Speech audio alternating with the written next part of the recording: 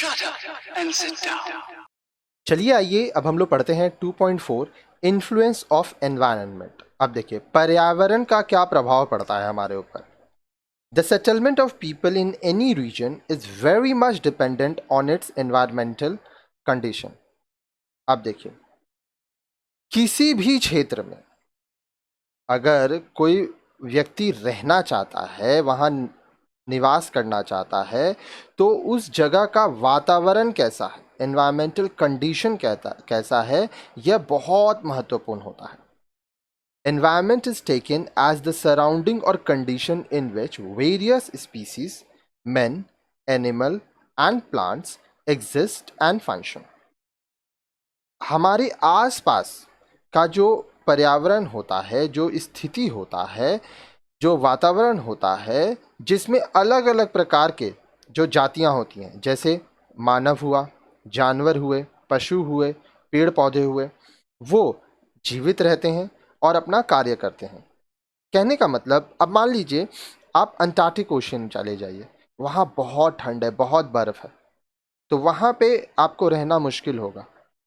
ठीक है, तो इस तरह से बहुत जगह ऐसा है जहाँ पे अलग अलग पर्यावरण होता है, अलग अलग इन्वायरमेंट होता है, और इन्वायरमेंट के हिसाब से आपका जीवन शैली होता है और उसी से इतिहास पता चलता है।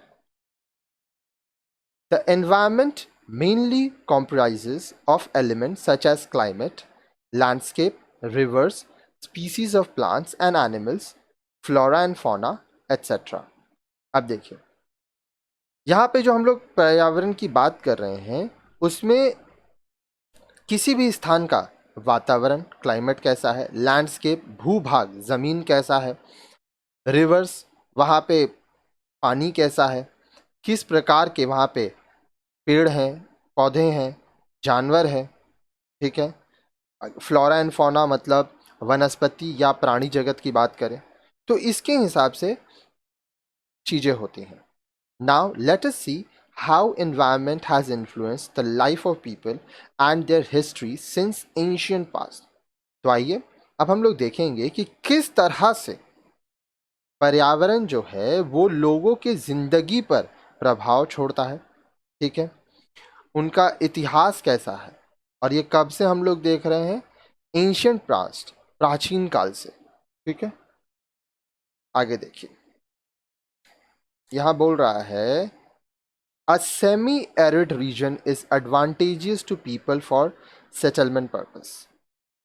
एक ऐसा जगह जो कि सेमी एरिड रीजन है, अर्ध शुष्क क्षेत्र है, वहाँ पे लोगों को रहने के लिए, निवास करने के लिए बहुत आराम मिलेगा, फ़ायदा मिलेगा। ठीक है, for example the Sindh region having this type of climate in ancient period resulted in flourishing of Harappan civilisation. उदाहरण के लिए जो सिंध रीजन था, सिंध क्षेत्र था, वहाँ पे प्राचीन काल से वातावरण अच्छा रहा है और इस वजह से वहाँ पे हड़प्पन सभ्यता, हड़प्पा सिविलाइजेशन का विकास हुआ। It also help the growth of urban settlement. अब देखिए वहाँ का वातावरण अच्छा था, इसलिए वहाँ पर शहरी आवास बहुत विकसित हुआ। Similarly, the rise of Patliputra and the importance of Magad in Bihar can also be explained in relation to its physical feature and environment.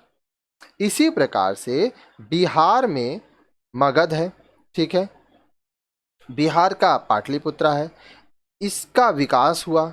ठीक है, मगध का हम लोग महत्व देख रहे हैं और इसको हम लोग समझ सकते हैं इसके भौतिक विशेषताओं और वातावरण की वजह से।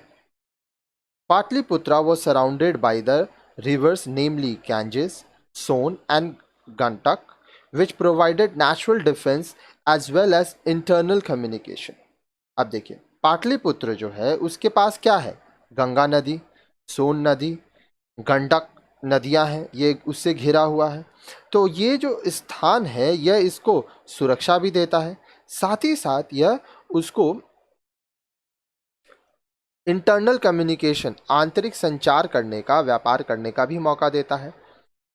Moreover the fertile Indo Gangetic plains helped in maintenance of strong population base. अब इसके साथ साथ देखिए, इंडो गैग्नेटिक प्लेन्स जो आपका सिंध गंगा का जो मैदानी क्षेत्र था वो बहुत ज़्यादा उपजाऊ था, ठीक है। तो इससे वहाँ पर बहुत घनी आबादी हुई, स्ट्रॉन्ग पॉपुलेशन हुआ, और वहाँ पे वो आज भी खुशी से जी रहे हैं, फल फूल रहे हैं। The environmental condition also determine the resource potential of a region. अब देखिए, पर्यावरण परिस्थिति जिस प्रकार की रहती है किसी क्षेत्र की, उससे समझ में आता है कि वहाँ पर क्या क्या संभावित संसाधन होंगे, ठीक है। The forested region can be rich source of timber, whereas the coastal region yield sea products. अब देखिए, जहाँ पर फॉरेस्ट क्षेत्र होगा, मतलब जहाँ पे जंगल होगा, वहाँ पे आपको बहुत सारी लकड़ियाँ मिलेंगी, ठीक है। जहाँ पर समुद्र क्षेत्र होगा वहाँ आपको बहुत सारे समुद्री उत्पाद मिलेंगे, मछलियाँ मिलेंगी, बहुत सारी चीज़ें मिलेंगी। The hilly regions with rocks containing the mineral ores can lead to the development of metallurgy। अब जहाँ पर आपको हिली रीजन्स मिलेगा, ठीक है, पहाड़ी क्षेत्र मिलेगा, वहाँ पे आपको बहुत सारे चट्टान मिलेंगे। अब उस चट्टान में बहुत सारी खनिज होंगे, मिनरल ओर्स होगा, कच्ची धातुएं होंगी, ठीक है। और यहाँ से आप मेटालर्जी, धातु विज्ञान के ऊपर आप सहायक होगा, विकास होगा यहाँ पे। The extraction of metal and their use for tools and other purposes may at the standard of living. अब देखिए, आप धातु विज्ञान पढ़ेंगे, ठीक है, मेटालर्जी पढ़ेंगे, तो वहाँ से आप क्या करेंगे, आप वहाँ से एक्सट्रैक्शन ऑफ मेटल, आप मेटल को खोद के निकालेंगे, उससे औजार बनाएंगे, टूल्स बनाएंगे, और इस वो औजार आप अपने जीवन में इस्तेमाल करेंगे और आपका स्टैंडर्ड ऑफ लिविंग बढ़ेगा। For example, Magadh was located in proximity to the iron ore mines and source of stone and timber in the region of Chhota Nagpur प्लेटो। उदाहरण के लिए मैं आपको बता सकता हूँ कि मगध वो कहाँ था, वो आयरन और माइंस के बगल में था, ठीक है, उसके नज़दीक था। और छोटा नागपुर जो प्लाटू है उसके पास क्या था, वो पत्थर और लकड़ी क्षेत्र में था, उसके आसपास। This strengthened the position of Magadh. अब देखिए, आयरन ओर के पास होने की वजह से मगध का जो पोजीशन है वो ज़्यादा मजबूत हुआ। अब आगे क्या बोल रहा है, the subsistence pattern is also influenced by the environmental condition। अब देखिए, जीवन के रहन सहन और आहार व्यवहार में आपका जो environmental condition है ये बहुत प्रभावित करता है। The regions covered by the river plains have alluvial soil। अब देखिए, जो रिवर प्लेन्स हैं, ठीक है, जो क्षेत्र नदी के मैदान के बगल में है, वहाँ पर एल्यूवियल सॉइल आपको मिलता है, कछार वाली मिट्टी मिलती है जो कि बाढ़ से प्रभावित होती है। The fertility of soil helps in surplus production. अब देखिए, यहाँ पे जो मिट्टी होती है, जो नदी के मैदानी क्षेत्र होते हैं, नदी के आसपास के जो क्षेत्र, वहाँ की मिट्टी बहुत उपजाऊ होती है। तो इससे क्या होता है कि आपका जो पैदावार है, जो प्रोडक्शन है, वो ज़्यादा होता है, सरप्लस प्रोडक्शन होता है आपका। The type of soil also determines the crop pattern. अब किस तरह का आपका मिट्टी है, मिट्टी की किस्म कैसी है, इस पर यह बात निर्भर करता है कि आपकी फसल कैसी होगी। For example, black soil is good for growing cotton. उदाहरण के लिए, जहाँ काली मिट्टी होती है वहाँ पर कॉटन, कपास की खेती बहुत अच्छी होती है। The surplus production results in exchange activities which develop into trade on a larger scale. अब देखिए, आपको जितना ज़रूरत है, अगर उससे ज़्यादा आपका उत्पादन हो रहा है तो आप क्या करेंगे, आप उससे एक्सचेंज, व्यापार करेंगे। और यहाँ पर उपजाऊपन था, मिट्टी बहुत अच्छी थी तो खेती अच्छी होती थी, तो इससे व्यापार को बहुत विकास हुआ, बहुत फ़ायदा हुआ। आगे देखिए, An area gifted with navigable rivers has well developed trade and communication network. एक ऐसा क्षेत्र है जहाँ पे जल मार्ग है, ठीक है, वहाँ पर जो व्यापार है, जो कम्युनिकेशन है, लोगों में संचार है, ये ज़्यादा विकसित होगा, वहाँ पे और ज़्यादा फ़ायदा होगा लोगों को. Our ancient literatures like the Jatakas and other texts mention many riverine routes in ancient India. हमारे जो प्राचीन साहित्यिक पुस्तकें हैं, एंशंट लिटरेचर्स, जैसे कि जताका है और भी बहुत सारे पुस्तकें हैं, उनमें हम लोग को ये जानने मिलता है कि प्राचीन भारत में बहुत सारे पानी से, नदियों से का व्यापार करने के समुद्री मार्ग भी थे.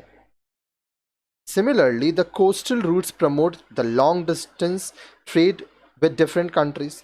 अब इसी प्रकार जो समुद्रीय तट हैं, जो जलमार्ग है, कोस्टल रूट है, उससे दूर दूर के देशों के साथ हम लोग लॉन्ग डिस्टेंस ट्रेड कर सकते हैं, व्यापार कर सकते हैं. The mountain passes are also very important in this context. अब इसमें जो पहाड़ी मार्ग है, माउंटेन पासेस हैं, वो भी बहुत महत्वपूर्ण होते हैं. For example the Palghat Pass linked the east and west coast and thus helped in the growth of Indo-Roman trade in ancient times. उदाहरण के रूप में जो पालघट दर्रा है, जो पालघट मार्ग है आपके पूर्व और पश्चिम समुद्री तट में, वो बहुत हम लोग को मदद किया इंडो रोमन, भारत रोम व्यापार में. कब? प्राचीन समय में. आगे देखिए, आगे बोल रहा है Thus, we find that physical features and environment help us to unfold the historical process of a region. इसी प्रकार हम देखते हैं कि किसी भी क्षेत्र का फिजिकल फीचर, भौतिक विशेषताएं और एनवायरनमेंट, पर्यावरण कैसा है और ये किस तरह से हम लोग को मदद कर रहा है उस जगह का इतिहास जानने में. The diversity of Indian subcontinent presents an uneven pattern of historical developments. अब देखिए, भारत में बहुत तरह के मौसम हैं, ठीक है. भारत जो उपमहाद्वीप है उसमें बहुत आपको डाइवर्सिटीज़ मिलेगा, ठीक है. इसलिए आप देखोगे कि यहाँ पे जो विकास हुआ वो भारत के अलग अलग क्षेत्र में अलग अलग तरह से विकास हुआ. The areas which were rich became more important while those with less resources lagged behind. वो सारे क्षेत्र जहाँ पर संसाधन अच्छे थे, उपजाऊ ज़मीन थी, वो अमीर हुए, और वो जगह जहाँ पे संसाधन कम था वो पिछड़े रह गए. It is important to observe that the settlement patterns and mode of life depend on the local resource utilization, which in turn is dependent on the technological developments in that region. अब हम लोग ये भी महत्वपूर्ण है, हम लोग को समझना होगा कि लोग कहाँ रहते हैं, कहाँ पर सेटल होते हैं. जहाँ पर जो लोकल रिसोर्सेज हैं वो अच्छे से वो लोग यूटिलाइज कर सकें, जहाँ पर टेक्नोलॉजिकल डेवलपमेंट हो. देखिए, आप कहीं पे पिछड़े जगह पे नहीं रहना चाहेंगे, आप ऐसी जगह पे रहना चाहेंगे जहाँ पे आपका जीवन स्तर अच्छा हो, ठीक है, आपका जो लाइफ है वो और ज़्यादा सही हो.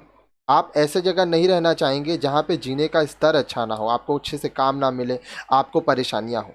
आस्ते आस्ते लोग गांव से शहर में क्यों आते हैं? क्योंकि शहर का जो जीवन है वो गांव से अच्छा होता है, ठीक है. हालांकि सच्चाई ये है कि गांव शहर से ज़्यादा अच्छा है, क्योंकि गांव का जो स्वच्छ हवा है, वहाँ पे आपका परिवार है, और भी बहुत सारे कारण हैं. लेकिन लोग इसलिए वहाँ से आना चाहते हैं क्योंकि वहाँ पे उतना पैसा नहीं है. लेकिन सरकार काम करती है. हम लोग अगर खुद को भी डेवलप करें तो हम लोग ज़िंदगी में बहुत कामयाब बन सकते हैं.